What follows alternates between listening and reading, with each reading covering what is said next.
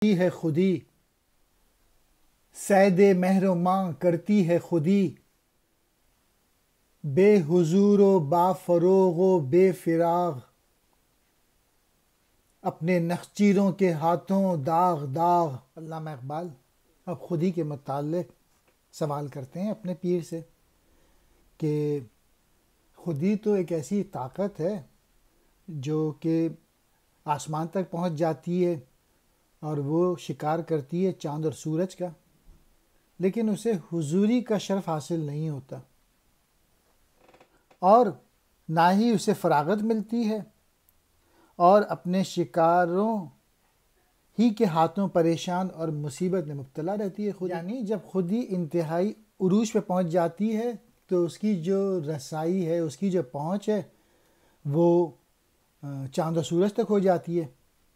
یعنی یہ خودی کا جو کمال ہے وہ افلاق تک ہے کہ سورج اور چاند بھی اسی گرفت میں آ جاتے ہیں، لیکن جب اسے خداوندی میں حضوری کا شرف حاصل نہیں ہوتا اور فراغت میسر نہیں آتی تو اپنے افکاروں کے ہاتھ ہی پریشان حال میں گرفتار رہتی ہے، پریشانی حال میں گرفتار رہتی ہے۔ خودی یعنی اپنی اصل شناخت۔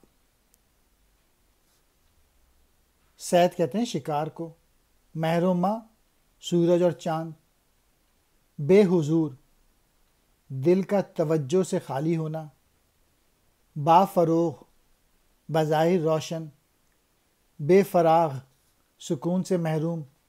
نخچیر کہتے ہیں شکار کو، داغ داغ یعنی زخمی۔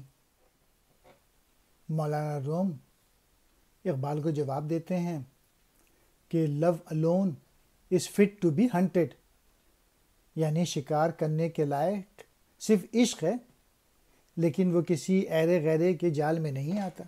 اگر زندگی میں شکار کے لائق کوئی چیز ہے تو وہ عشق حقیقی ہے، لیکن عشق حقیقی جو ہے وہ ہر کسی کے پہنچ میں نہیں ہے۔